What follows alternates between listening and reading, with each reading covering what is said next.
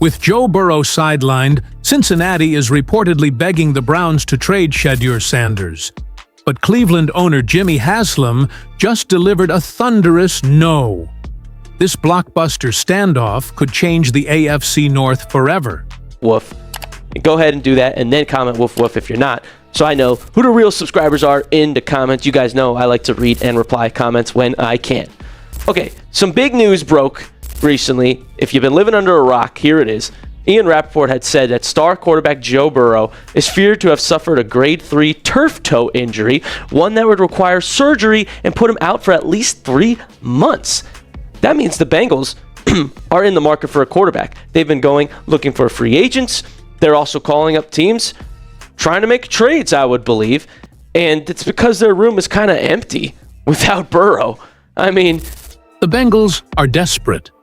Joe Burrow's season-ending injury has Cincinnati scrambling like never before. And guess who they're calling? The Cleveland Browns. Word is spreading through NFL circles that the Bengals have their eyes locked on one quarterback, Shedeur Sanders. But here's where it gets spicy. Jimmy Haslam and the Browns front office just slammed the door shut on their division rival's face. Yahoo Sports dropped a bombshell trade proposal that had the entire football world talking. But what happened next will shock you. The Bengals thought they could lowball Cleveland for their golden boy. But they're about to learn why you don't mess with the Browns when it comes to Shedeur Sanders. Look, I'm gonna be real with you guys. This whole situation is absolutely wild, and I need to break down exactly what's happening behind closed doors in the AFC North right now. Need to go out and get one of their own. So this is what Yahoo Sports proposed in their article. They said that the Browns would receive a 4th-round pick and a 6th-round pick next year, and the Cincinnati Bengals would get Shedeur Sanders. This was in the Yahoo's article, and I took a step back. I'm like, wow, we got to talk about this potential Shedeur Sanders trade to the Bengals. First of all, would the Bengals even start Shedeur Sanders if they traded for him? Because Browning looked pretty decent in their last game. Who's to say that Shedeur would actually get an opportunity in Cincinnati? I think this trade is good for everyone except the Browns. Like, I don't think it makes sense for Cleveland at all. And I would much rather they keep Shedeur. 4, and Kenny Pickett's got an injury that has reduced, at least for now, the competition to 3. Jimmy Haslam met with reporters yesterday, and the issue came up again of the decision to use the 144th pick in the draft in round 5 on Shedeur Sanders after they had drafted Dylan Gabriel the day before in round 3. Here's Haslam on that issue.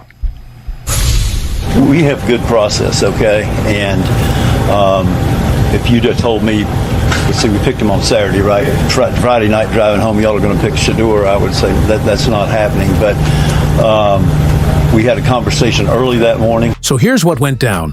Ian Rappaport drops the nuclear bomb that Joe Burrow, Cincinnati's golden boy, their franchise quarterback, is facing a grade 3 turf toe injury that's going to require surgery and sideline him for at least 3 months.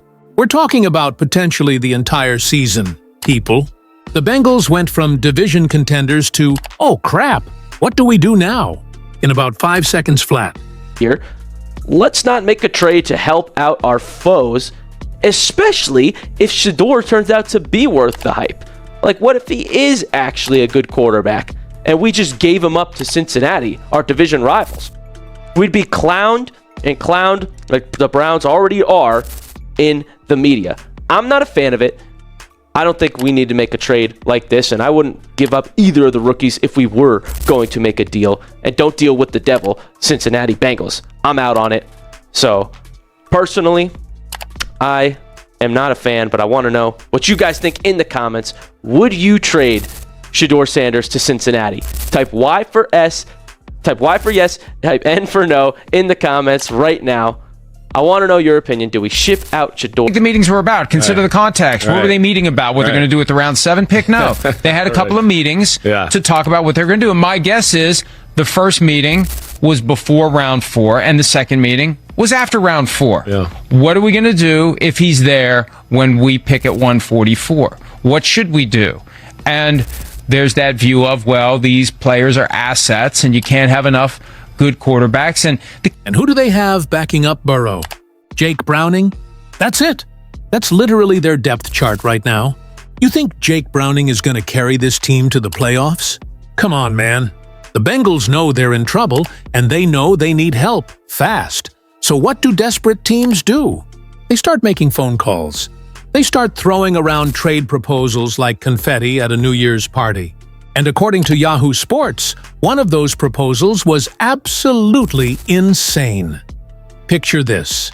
The Browns would get a measly 4th-round pick and a 6th-round pick for next year. That's it. 2 late-round picks that might not even make the roster. And in return, Cincinnati gets Shedeur Sanders, the most electrifying rookie quarterback in the draft. The guy who's been turning heads since day one. The player who brings instant credibility and star power wherever he goes.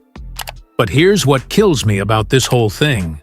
The audacity of Cincinnati to even think Cleveland would consider this garbage offer. A 4th and a 6th for Shedeur? Are you kidding me right now? That's not a trade proposal. That's an insult wrapped in official NFL letterhead. Let me paint you the real picture of what Shedeur Sanders means to the Browns organization.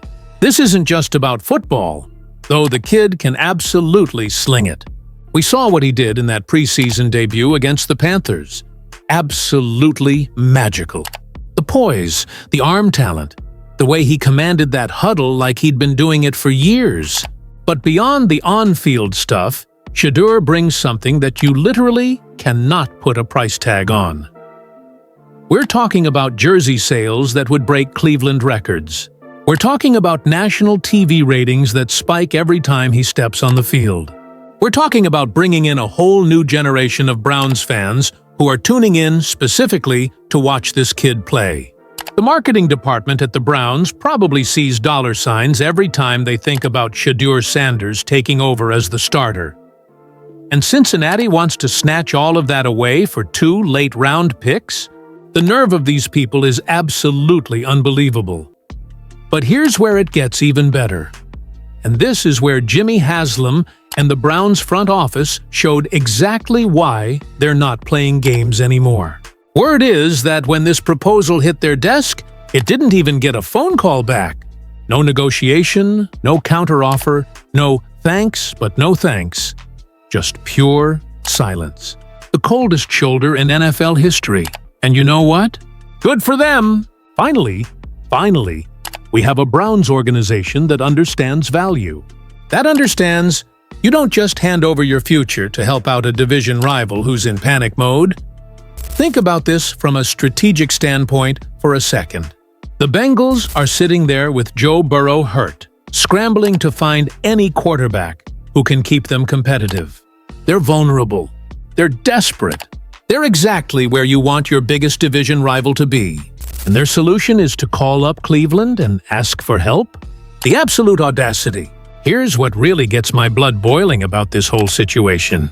If, and this is a big if, but if Shedeur turns out to be everything we think he could be, imagine the headlines. Browns trade future franchise QB to division. Rivals. Cleveland gets fleeced again. How? The Bengals stole Shedeur Sanders for peanuts. We'd be the laughingstock of the entire NFL. Again. And honestly, haven't we been through enough of that? Haven't we endured enough years of questionable front office decisions and trades that made zero sense? This would be the ultimate slap in the face to every Browns fan who's stuck with this team through thick and thin. But here's what makes Shedeur Sanders special, and why the Bengals are so desperate to get their hands on him. This kid doesn't just play quarterback. He is the show. Every snap, every throw, every time he steps in the huddle, there's this electricity that you can feel through the TV screen. He's got that it factor that you can't teach, can't coach, and definitely can't trade away for scraps. And let's be honest about something else. Cincinnati knows exactly what they're doing here. They see what Shedeur brings to the table. They see the media attention, the fan excitement, the pure star power. They want all of that for themselves, especially now that their franchise quarterback is sitting on the injury report for months. But the Browns said no. Not just no, but hell no. And that tells you everything you need to know about how much this organization values Shedeur Sanders. Now, I've been thinking about this whole situation, and there's another angle that nobody's talking about. What if this trade proposal wasn't really about getting Shedeur at all? What if it was Cincinnati trying to disrupt Cleveland's quarterback development? Think about it. The Browns drafted 2 rookie quarterbacks this year. They've got Dylan Gabriel, who the front office apparently likes even more than Shedeur, and they've got Shedeur himself.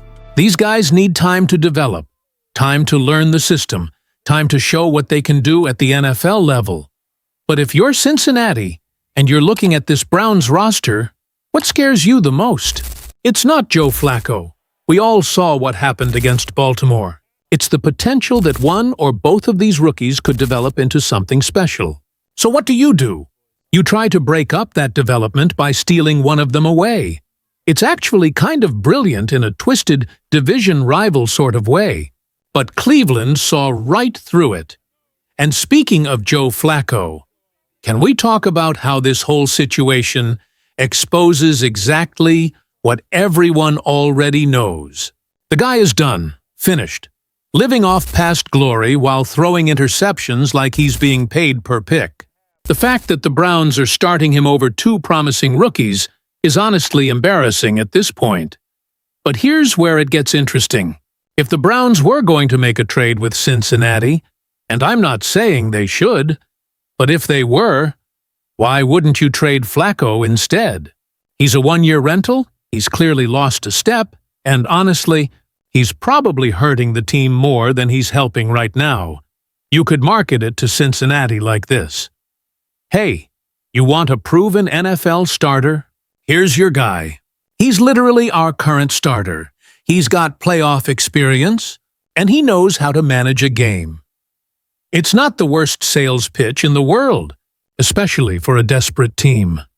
But even then, even with that logic, I still don't think Cleveland should help Cincinnati out of their quarterback crisis. Let them figure it out with Jake Browning. Let them struggle. Let them fall further behind in the division standings while we develop our future. Because that's what this really comes down to. The future. Shedeur Sanders represents something that Cleveland hasn't had in decades. Hope at the quarterback position. Real, legitimate, exciting hope. The kind of hope that makes you actually want to watch Browns games instead of just suffering through them out of loyalty. And you know what the craziest part about all of this is? The Bengals probably thought they were being generous with that trade offer. A 4th and a 6th? In their minds, they were probably like, hey, it's 2 picks for a 5th-round rookie. That's actually pretty good value. But that just shows how completely out of touch they are with Shedeur's actual worth. This isn't just any 5th-round pick.